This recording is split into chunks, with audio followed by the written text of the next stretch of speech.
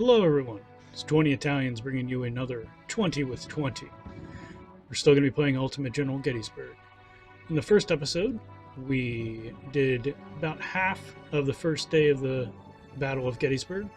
So in this time, we'll hopefully finish up the battle. Remember, this is only going to be 20 minutes long. I hope you enjoy. Hello everyone, here we are in the game.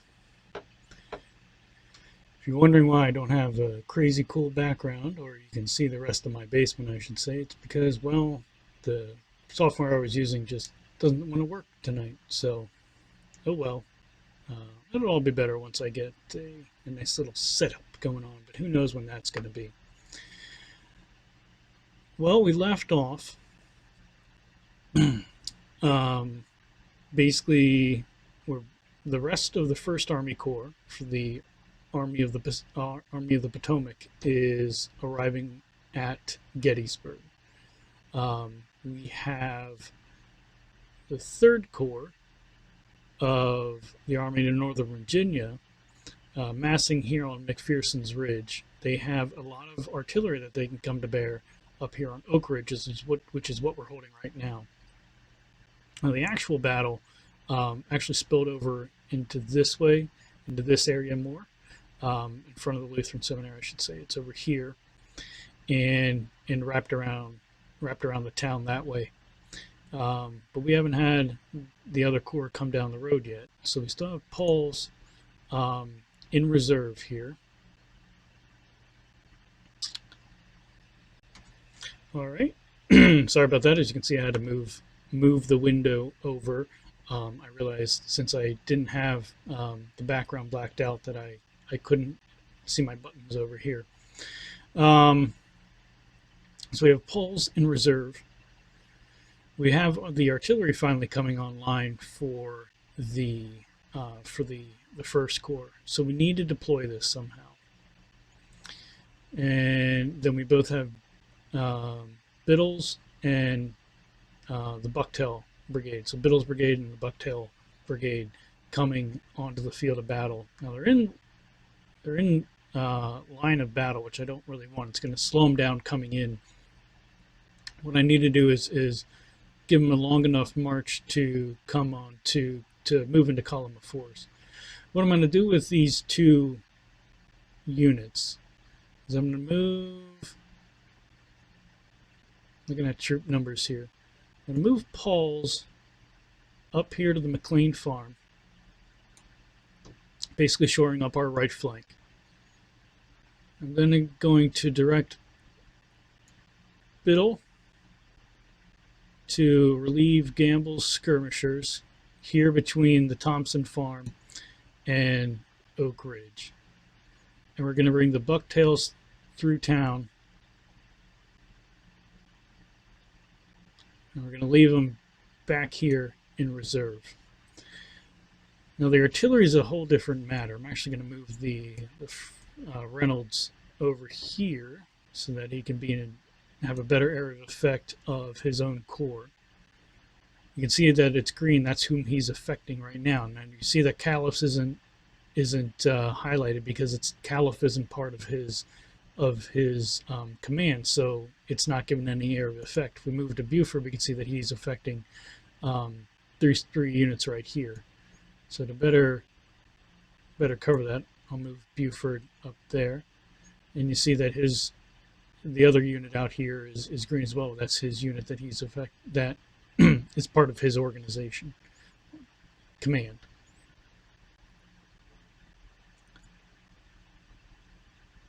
Oh, that's not really what I wanted to do, but that's interesting. Now I can just draw a line to select both of these. Oh,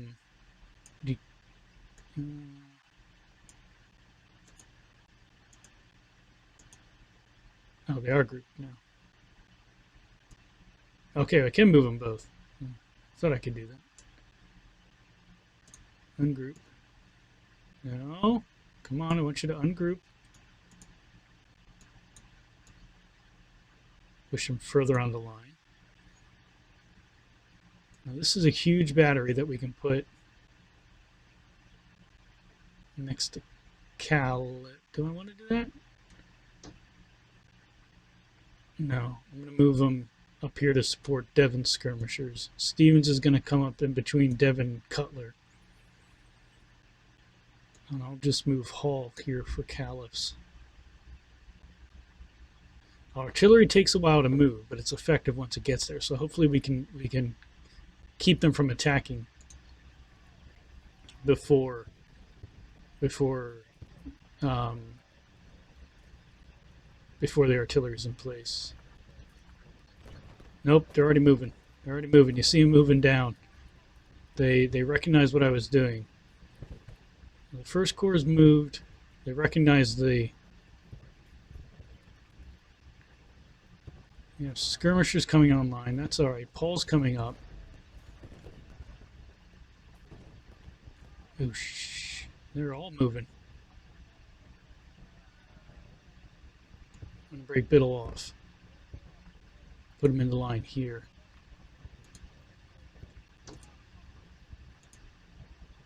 The Caliph, you see, doesn't have a very far firing there, but I'm going to put him on auto. Oh, there he was. I had him on canister. He was too far away.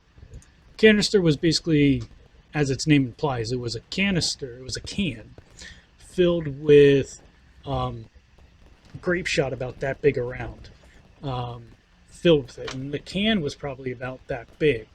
So very effective at close range. Basically like a huge shotgun shell coming out of a cannon. I need them to hold. I need them to hold because bucktails are taking a while through town. Oh, here's Baxter. I didn't realize Baxter was still back there. No, don't want him across.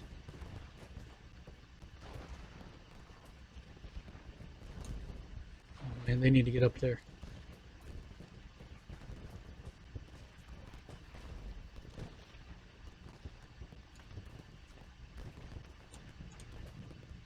Need them to hold for a little bit. That's a lot of damage they're taking.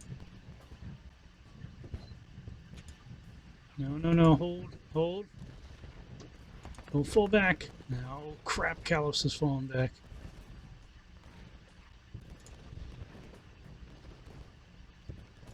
Canister reach them. They can hit the flank, which is be good. There you go. I'll inflict pretty bad wounds there. Watch them. See them break? Look at that. So what we had on there? We had both Cooper firing solid shot onto them. You had Stewart firing upon them. Then I changed Hall and Caliph to fire on their flank canister. We also had Reynolds come on the line, which was firing solid shot as well. So they are breaking and running. That is full panic. Oh no. That is full panic right there. That is phenomenal. That's why I love this game. The AI is so good at this. And so I have to really commend the developers. I believe it's Split Media for really doing a fantastic job on this. Now we're almost halfway through here. I'll do a little bit of editing, but we're about halfway through here. So I'm getting too giddy anyway. I just want to keep on playing this. But like I said, it's a 20 with 20, so we don't want to go over 20 minutes. It's for your viewing enjoyment. I'm actually going to bring Callus back online. We're going to change Hall's front to face this way because we got Brockenbow moving out there. Bring him back to auto. Skirmishers held. They are at 34% morale, but their condition is 97%, and they're in 56% coverage. That's because they're in between. They're in trees. They're in the railroad, the unfinished railroad cut, and they're among houses here. Callus is only in 30%. That's why I wanted them up there in the trees. Look at that. Reynolds is in 79%. This is a fantastic defensive position that we're in right now. Now, Paul's has come on the line. I'm actually going to move him further on the line. I want him to go beyond the farmhouse. Yes, I'm going to have him push to take the ridge there. All right, Baxter. I'm gonna, well, because we have Brockenbows down there, that should be enough to hold them. Should be enough to hold them. Now this artillery is might start taking its hold. Their morale is pretty low here, so I'm actually gonna have them fall back. And we'll have the bucktails come in to take their position in line. Now it should be okay. It's an ordered fallback. Morale isn't dropping. Tell them to hold. Oh, Cutler's has a great morale. Now Davis is coming on, but what I'm going to try to do is force the Confederate AI to move, because I'm going to be pushing the skirmishers off. We just have to get, you see they slow down in the farmhouse there? Trying to get through everything. Now I'm going to be marching through a grove, so it would have been better to sweep them over here, but that would have been, sweeping them too far over here to the right would have been too much. So, all right. Well, they already fell back once. I guess I can't make them fall back again.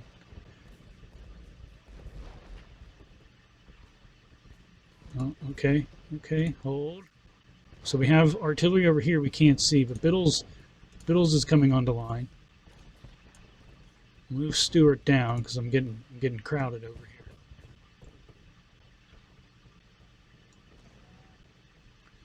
Here's Pettigrew's division, which just broke. It looks like it's reforming.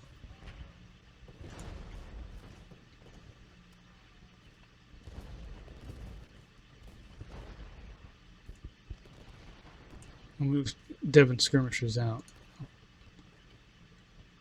Now they have successfully pushed away the skirmishers. I'm not going to take the hill. It serves me no purpose to be up there. I don't have any brigades to even fill that in. I have Baxters here, but I need them over in support here because this is just 2 artillery brigades, and I have Gamble skirmishers. So I'm actually going to be moving offline now because I have enough time to do so.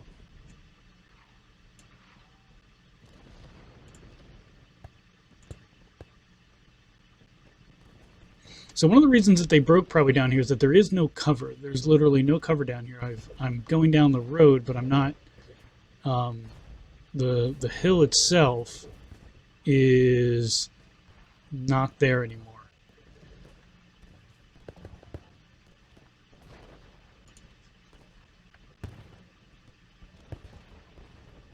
The front needs to be like that.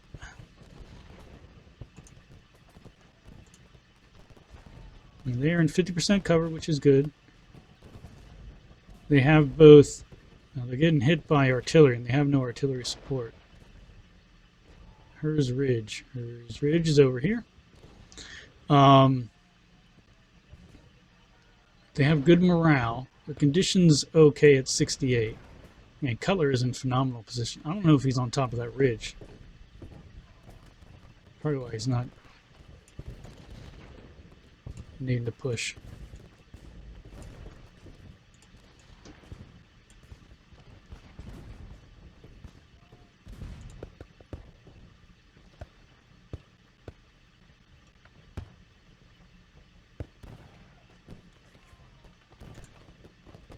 There you go. Now they're engaged. I was like, why are they not firing at them?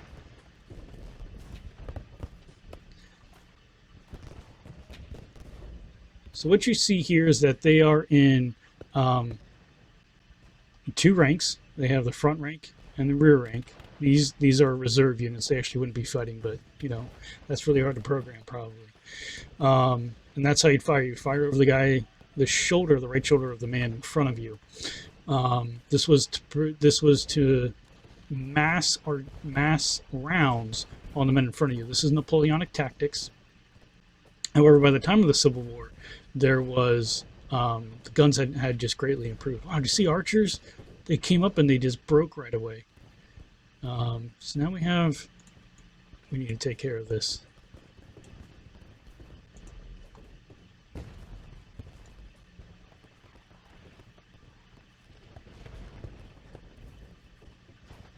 I can't charge with the skirmishers. I wish I could.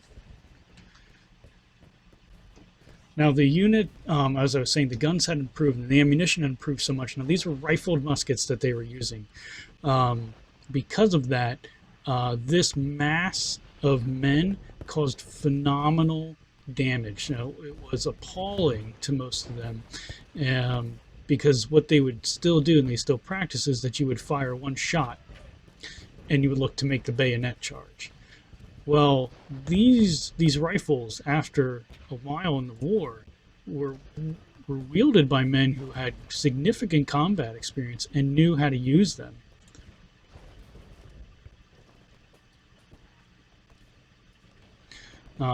So they could fire off from a very far distance, and it was devastating. Where are they? Pender's 3 brigades spotted on the Chambersburg Pike. Chambersburg Pike is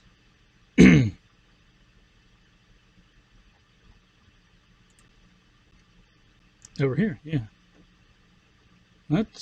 We are outnumbered, but we're in a very good defensive position.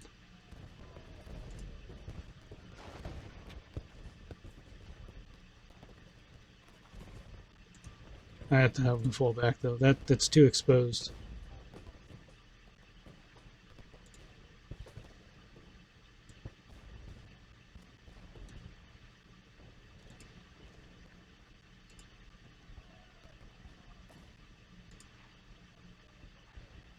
I pushed him back. I caused Hart to lose about half of his battery there.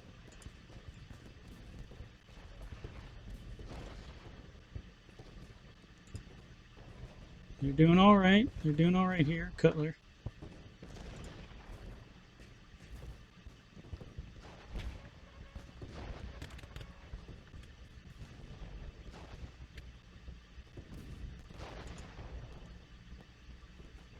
I need him on that.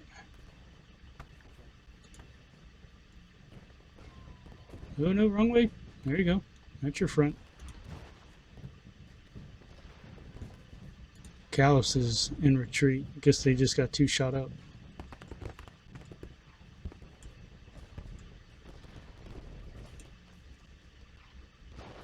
Look at him run. Look at him run, boys. They're in retreat. Stewart's doing okay. 41% morale. That's not too good.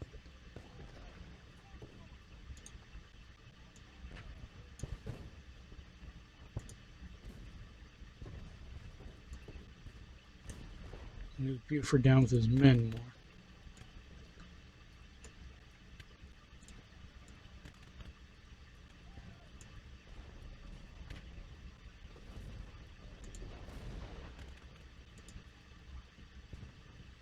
They need to take out that cannon. That battery is just killing us. So it's this one down here too. Just checking time, people. Just checking time. That's all that we're doing here.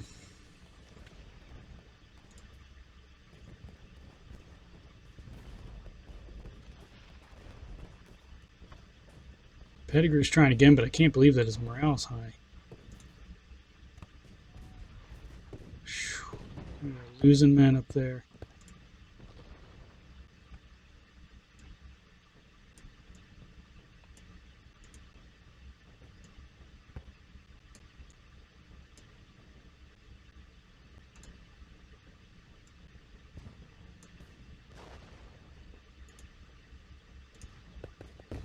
Then to hold.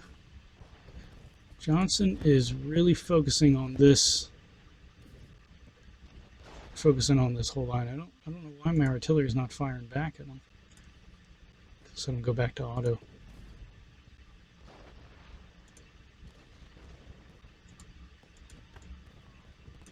Can't even select Callus. They're in retreat.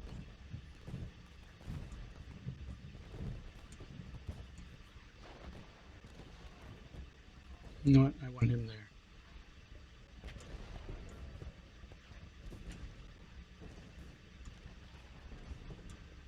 We're going to see if we can push them off this little knoll that they're in.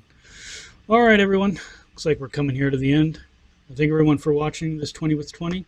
If you like what you see, feel free to give me a like. And if you want to see more of these, feel free to click on the red subscribe button. As always, this is 20 Italians. Good night and good luck.